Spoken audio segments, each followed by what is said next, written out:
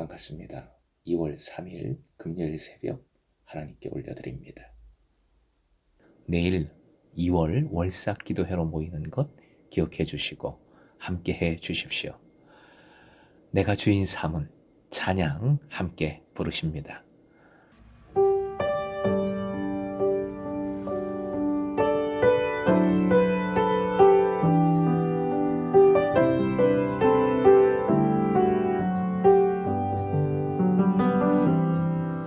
내가 주인 삼은 모든 건 내려놓고 내 주 대신 주 앞에 나가 내가 사랑했던 모든 건 내려놓고 주님만 사랑해.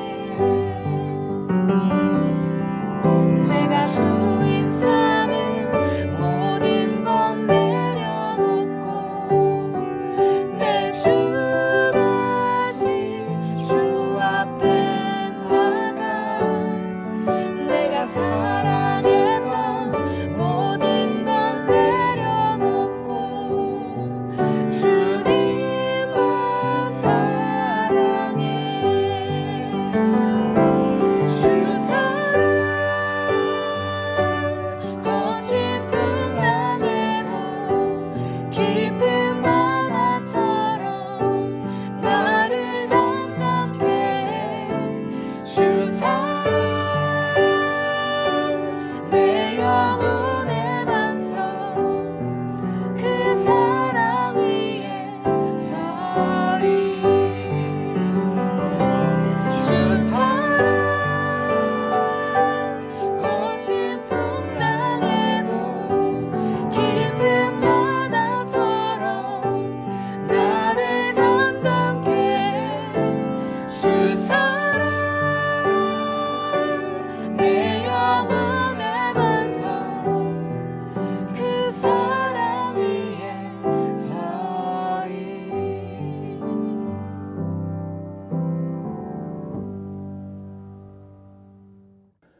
오늘 허락하신 하나님 말씀 마태복음 24장 1절에서 5절, 마태복음 24장 1절부터 5절까지 함께 읽겠습니다.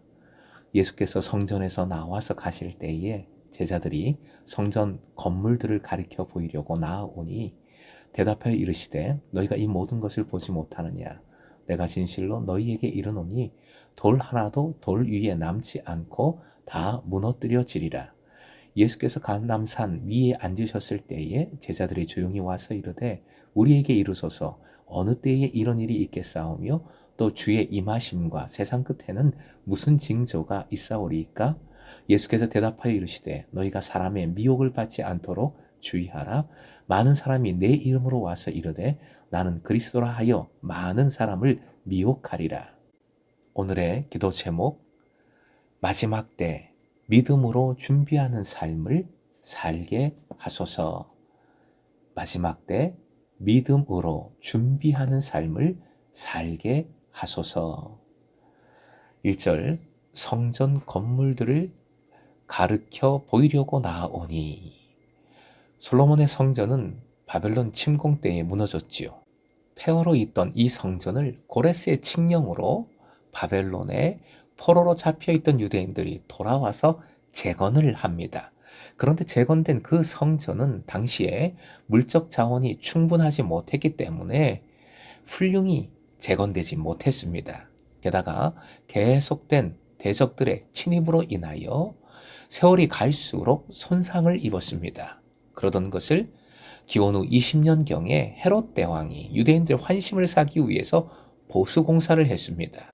이렇게 시작된 보수공사가 예수님 당시까지 계속되었으니 그 공사의 규모가 얼마나 컸는지 잘 알만합니다. 그래서 예수님 당시 예루살렘 성전은 아직 그 모습이 완성되지 않았음에도 불구하고 매우 웅장하고 영광스러운 모습을 보여주고 있었지요. 제자들은 지금 그러한 영광스러운 모습을 가리켜 보이려고 나아오고 있는 것입니다.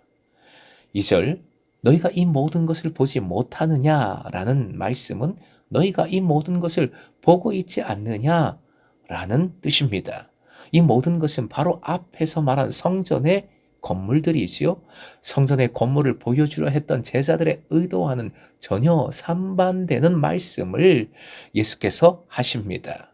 저 웅장하고 영광스러운 건물이 그 건물을 보고 있지 않느냐? 그런데 완전히 무너질 것이다 라고 말씀하십니다.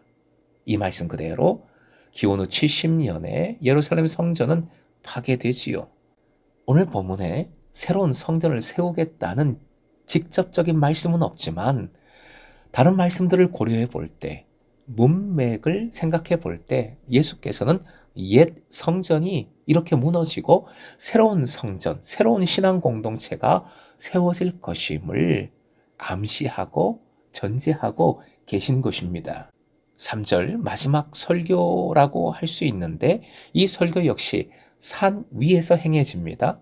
감람산은, 이 올리브산은 종말론적인 의미를 가지고 있지요. 종말론적인 의미가 강한 산에서 미래에 있을 종말론적인 사건들에 대하여 가르쳐 주십니다. 배경과 말씀이 정확하게 조화를 이루고 있습니다. 최고의 가르침을 행하고 계신 것입니다. 제자들은 질문합니다. 어느 때에 이런 일이 있겠사오며 또 주의 임하심과 세상 끝에는 무슨 징조가 있겠습니까? 라는 질문이지요. 여기에서 제자들은 성전 파괴의 사건과 예수 그리스도의 재림이 연속된 사건인 것처럼 말하고 있습니다. 제자들은 또한 징조에 대해서 묻고 있지요. 징조에 대한 질문은 이미 여러 차례 제기되었지만 예수께서는 그때마다 징조 보여주기를 거부하셨습니다.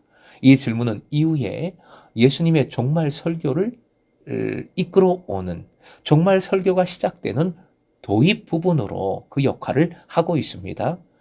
질문에 대한 대답에서 예수께서는 말세가 있기 이전에 생기는 예비적인 사건들을 단계적으로 알려주십니다.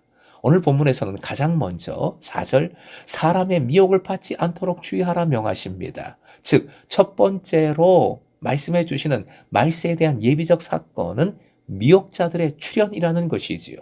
여기서 내 이름으로 온다라고 하신 것은 그리스도 즉 메시아로 자처한다는 것입니다. 유대의 역사가 요세푸스에 의하면 특히 예수님 시대 이후 예루살렘 성전 멸망 때까지 적지 않은 사람들이 나타나 사람들에게 메시아적인 기대를 가지게 할 만한 언행을 행했습니다. 한마디로 내가 메시아다, 경배하라 라고 외쳤다는 것이지요. 사랑하는 금성의 제자 여러분, 우리 사람의 눈은, 인간의 눈은 다분히 감각적이고 현세적이고 직물적입니다. 그렇기 때문에 눈에 보이는 것을 전부로 알고 눈에 좋아 보이는 것을 좋은 것으로 여깁니다. 보이지 않는 것을 보라라고 말씀은 계속 강조하지만 신앙은 그런 것이다 강조하지만 어쩔 수 없는 것 같아요. 자꾸 눈에 보이는 것에 마음이 갑니다. 제자들이 그런 모습을 보이고 있습니다. 제자들은 예루살렘 성전의 웅장하고 영광스러운 모습을 보고 감탄하고 있습니다. 그 안에서 무슨 일이 벌어지고 있는지, 그 미래가 어떻게 될 것인지에 대해서는 관심이 없어요. 그냥 보이는 것에만 집중하고 있습니다. 하지만 예수님은 다르시죠? 예수님은 외모를 보시는 분이 아니라 중심을 보시는 분이시기 때문입니다. 성전의 웅장하고 화려한 외적인 모습보다는 그 안에서 무슨 일이 벌어지고 있는지에 관심을 두고 계십니다. 그렇게 화려한 그 성전이 강도의 구렬이 되어버렸다는 사실을 직시하고 계십니다. 따라서 지금 현재 아무리 훌륭해도 머지않아서 하나님의 심판에 직면하지 않을 수 없을 것이라는 것이 예수님의 말씀입니다.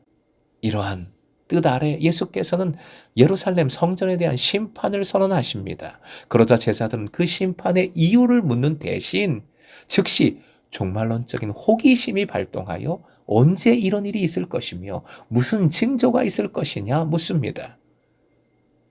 여기서 중요한 문제는 언제의 문제가 아니지요.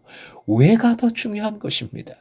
성전의 외면만 보았던 제자들은 지금 여기서도 또 헛발질을 하고 있습니다. 언제가 중요한 것이 아니라 왜가 더 중요한 것이고 그 왜의 문제를 알고 대처하는 것이 더 중요한 것이지요. 사랑하는 금성의 제자 여러분, 진짜 지구 멸망이 가까워졌다고 합니다. 걱정이 많이 됩니다. 미국 과학자들이 만든 지구 운명의 날 시계가 90초 남았다고 뉴스에 보도가 되었지요. 전쟁, 각종 환경재해, 그리고 환란이나 박해 같은 것들이 일어나지 않을까 두렵습니다. 그런데 종말의 때가 언제인지, 무슨 징조가 일어나는지 사실은 중요한 것이 아닙니다. 정말 중요한 것은 준비이지요. 종말의 때는 준비의 때, 마지막 때는 믿음으로 준비하는 때입니다. 그래서 예수께서는 오늘 본문에서 그 준비를 잘 하라고 믿음의 준비에 실패한 성전, 그 화려한 성전에 대해서 멸망을 선포하고 계시고 예비적인 사건까지 말씀해 주고 계시는 것입니다. 왜 종말이 오는가? 왜 성전이 멸망하는가? 이것에 집중하여 이 질문을 하면 무엇을 준비해야 하는지, 무엇을 고쳐야 하는지 그 대답이 나오는 것이지요. 걱정이 아니라 준비하십시다.